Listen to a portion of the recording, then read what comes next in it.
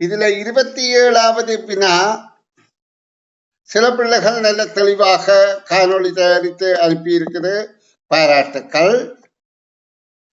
ஆனா இதுல அல்ல, இந்த 28வது வினாவில தான் கன பிள்ளைகளுக்கு தெளிவில்லாம இருக்குது. அதாவது தொடர்பு படுத்தி அந்த அட்டவணையை பூர்த்தி செய்தல்.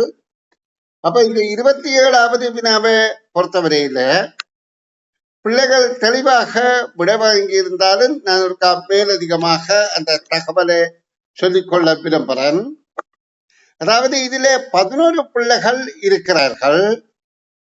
இந்த 11 பிள்ளைகள்ல ஒற்றை நம்பர்கள், ஒற்றை இலக்கங்கள் எல்லாம் முன்னோக்கியும் இரட்டை இலக்கங்கள் எல்லாம் பின்னோக்கியும் பார்க்கிறார்கள் என்று. ஆனா பிறகு அவர்கள் முதலாம் கைதட்டல்ல 1ம் 11ம் திரும்புகிறார்கள். எந்த பக்கம் திரும்புறது என்பது கூட எங்களுக்கு இப்ப அவசியமா தெரியல. ஆனா இறுதி கட்டத்துல அது தேவையாக இருக்குது. 2ஆம் கைதட்டல்ல 2ம் 10ம் திரும்புகிறார்கள். 3ஆம் கைதட்டல்ல 3ம் 9ம் திரும்புகிறார்கள்.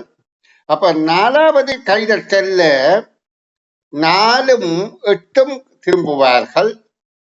5வது கைதட்டல்ல 5ம் 7ம் திரும்புவார்கள்.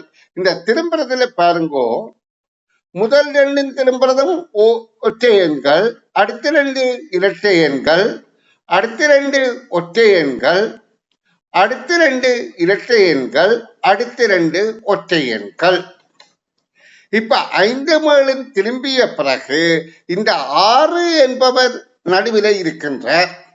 அவர் ஏற்கனவே 5 7 திரும்புவதற்கு முதலில் இருந்த நிலையத்தை எதிர்பக்கமாகத்தான் பார்த்து கொண்டு இருப்பார். இப்ப பாருங்க, 5 7 என்பவர்கள் முதல்ல முன்னோக்கித்தான் பார்த்திருக்கணுமே. ஒற்றை எண்கள் எல்லாம் முன்னோக்கி பார்த்ததாகத்தான் இங்க தகவல் தரப்படுகின்றது. ஒற்றை எண்கள் முன்னோக்கி பார்க்கணும், ஏனையோர் பின்னோக்கி பார்க்கணும். அப்ப இந்த இரட்டை எண் என்பவர் பின்னோக்கித்தான் பார்த்து கொண்டிருக்கிறார். இந்த 5 7 திரும்பி பின்னோக்கி பார்க்கல இந்த இரட்டை எண் என்கின்ற 6ஆம் இலக்கமும் பின்னோக்கித்தான் பார்க்கிறார். அதைத்தான் அங்க கேட்கப்படுகின்றது. எத்தனையாவது கைதட்டத்தில் மூவரும் ஒரே திசையை பார்க்கணும், ஒரே பக்கத்தை பார்க்கணும் என்பதுதான் கேள்வியாக அமைய வேண்டும். ஆனா அவர்கள் கேள்வியை கொஞ்சம் திரும்பி என்ற சொல்லை பயன்படுத்தி பிள்ளைகளை மயக்கிற மாதிரி கேட்கிறார்கள். ஆனா நாங்கள்லாம் கேள்விக்கு விடையளிக்கணும். அப்ப நாங்கள் அதற்கு தயாராக இருந்து விளங்கி கொண்டு விடையளிக்க வேண்டும். அப்ப அதற்கான விடை 5ஆம் என்பது உங்களுக்கு புரிந்து கொண்டால் சரி. இனி அடுத்த 28வது வினாவில பிள்ளைகள் புரிந்து கொள்ளாத தன்மையை நான் இப்ப விளக்கிறேன் பாருங்க. இந்த 4 எண்களும் கீழ் நோக்கியும், அதாவது முதலாவது தரப்பட்ட 4 எண்களும் நிழலாக கீழ் நோக்கியும், அந்த 4 எண்ணும் அடுத்த 4 எண்களும் இடமிருந்து பலமாக குறுக்காயும். இடமிருந்து வலமாகத்தான் எண்களையும் எழுத வேண்டும். இடமிருந்து வலமாக குறுக்காயும் 4 எண்களையும் எழுதுதல் வேண்டும். ஆனா இந்த ஒரு நிலைதான், 2ஆம் நிலைதான் பிறகு வினாவாக கேட்கப்படுகின்றது. உங்களுக்கு இந்த சட்டகத்தில 1 2 3 4 நிரல்கள் இருக்கின்றது. 1 2 3 4 5 நிறைகள் இருக்கின்றது.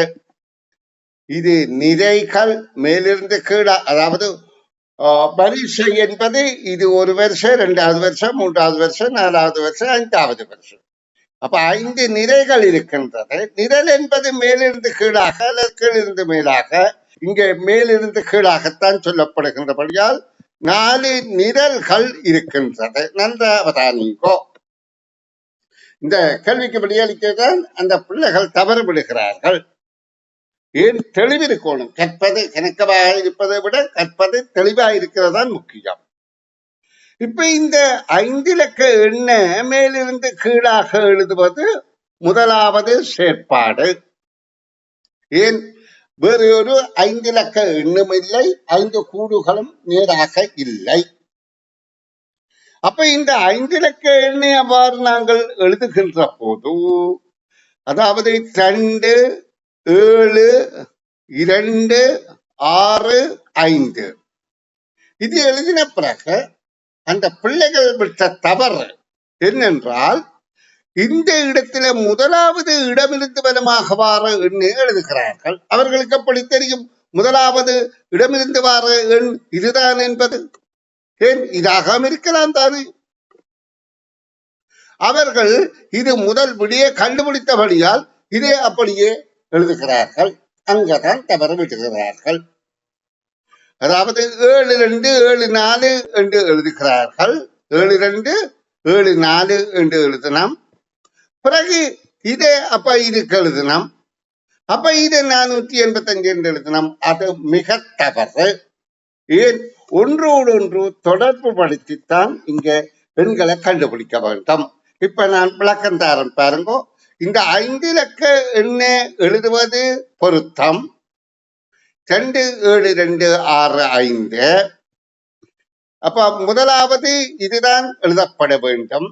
இரண்டாவது இந்த இடமிருந்து வலமாக இருக்கின்ற இந்த ஈரிலக்கம் எழுதுவதுதான் பொருத்தமானது.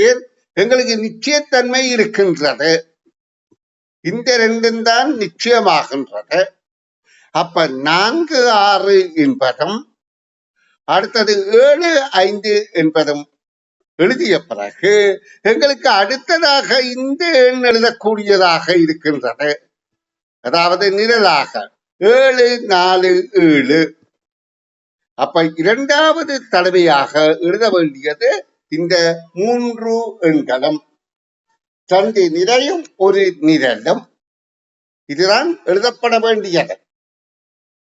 இப்ப எங்களுக்கு இது 7, 2 என்றுக்கு மேலேயும் 7, 2 இருக்கலாம். இப்ப எங்களுக்கு ஒரு நிச்சயத்தன்மை வரணும். இடமிருந்து பலமாக மற்றதாக இருக்கின்ற, அதாவது இந்த எண் தான் கேள்வியாக கேட்கப்படுது, இடமிருந்து பலமாக. அப்ப இது எங்களுக்கு தெரியாது. அப்ப இடமிருந்து பலமாக இது முதலாவது அடைப்பு 7, 2, 7, 5 அல்லது 7, 4 என்பது தெரியாது. அதே போல இப்ப இந்த மூன்றாவது அடைப்பும் 7, 2, 7, 5 அல்லது 7, 2, 7, 4 என்பது தெரியாது.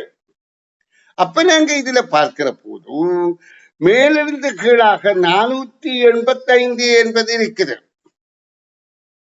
அப்ப 485 இங்கே அமைந்தால் 485.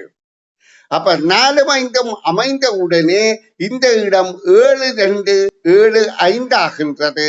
இது 7, 2, 7, 2, 7, 4 ஆகின்றது. இப்ப நல்லா கவனித்துக் கொள்ளுங்க. இப்ப எங்களுக்கு மேலிருந்து கீழாக 704 என்பது புலனாகின்றது.